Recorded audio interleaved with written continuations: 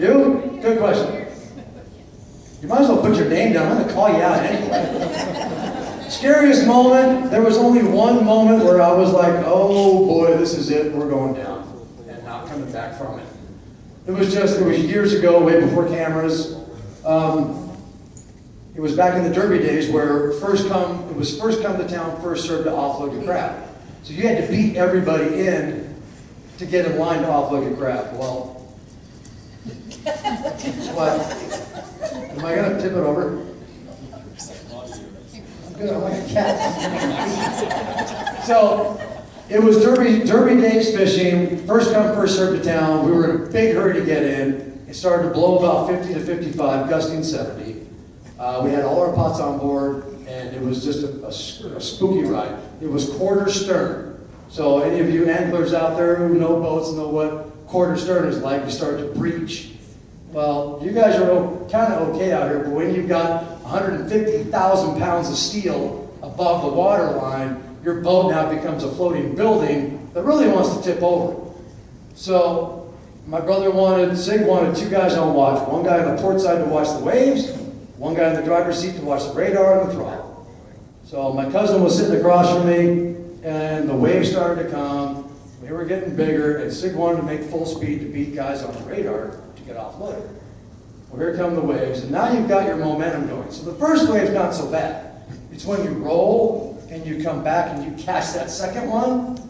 That's when you start to go over, you start to breach. Your boat's literally 90 degrees over and getting pushed. It's like you're on a surfboard. She came over and she wouldn't come back. And now my cousin grabs the bottom of his chair, and now he's looking down at me because we're completely over on our side. And all I see is the water coming up in front of my windows. And that basically means we're going down. I remember my dad telling me, if you ever get in a hairy situation, boat doesn't feel right, just take the damn thing out of gear. It's as simple as that. So I reached up, and what felt like a lifetime, pulled the boat out of gear. Probably took about 20, 25, 30 seconds, and she slowly started to pop back up again. When she popped back up, 4 guys came running up the stairs because they were sleeping in their bunks. Now they're on the front ceiling. They come running upstairs and go, oh my God, is everything okay? Is everything all right? And I'm shaking in I can't even talk. I'm like, I thought that was it. That's the first and only time I've ever been scared. And yeah, I mean, we've had a lot of close calls, but that scary? No. And that was all due to me. It was due to too much speed. Our stability was off, and it was just one of those things. It was greed, you know? It was greed. Have you ever met the Alaskan bush people? No, I haven't met them. But we have met like the ice road truckers, Micro, of course, Lucy. We've met a lot of other celebrities. Through doing other charity works and things like that. So, like meeting Duff McKagan from Guns N' Roses and being able to jam on guitar with him. It's just so surreal. All because of this stupid guy who decided to bring a camera on our boat. It's humbling. We're thankful. We sell crabs for $4 a piece, and people cringe. How much does a dozen Opilio crabs run? Can you use them to catch tarpon?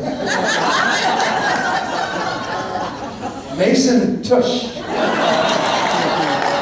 Where you at, Mason? That's a good question. How big are the crabs you guys use to catch tarpons? Secret. It's a secret. Shit, bunch of babies. We gotta start using, the bigger the bait, the bigger the fish.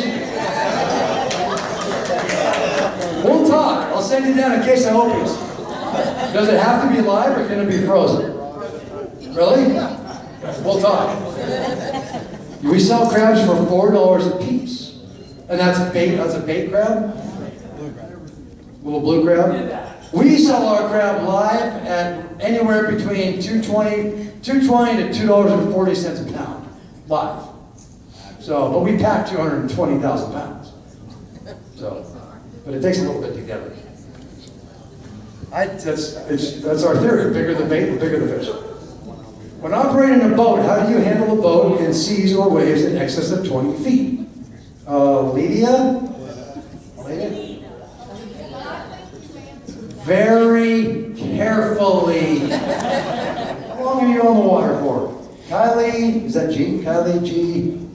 Resson? How long? Our boat literally is busy 8 months almost out of the year. Right now it's up doing salmon. We do salmon from, here's my year. Let's just start with Christmas. Okay, you know what Christmas is. We have Christmas, 2 days later we're on a plane. We fish up until our quota's caught, which is usually roughly about 1 million pounds of opies. Probably done by mid-March, early April is when we're done. Then we gotta drive the boat down to Seattle. That takes a week. Once the boat hits Seattle, we'll take a break, a week or whatever, because we're sick of the guys we've been working with. And then I'm down there basically every day for shipyard work, maintenance. Anybody here who owns a boat knows what maintenance is on a boat. Multiply that by 10,000. We don't leave our shipyard without spending at least a couple $100,000, $200,000. So that happens between April, May, into June, first week in June. Then the boat goes up and does salmon for 3 months, June, July, and August. I'm not there now because I'm here. Because I can hire somebody to be there for us. It's not that dangerous or big of a deal. But June, July, August, when the boat's busy with salmon, take a little break. Then we go back up October 2nd to fish king crab. And that's usually till like mid-November. And then we get another break. And then we get have Christmas. And that happens for like 20 years straight. No, excuse me, 28 years straight.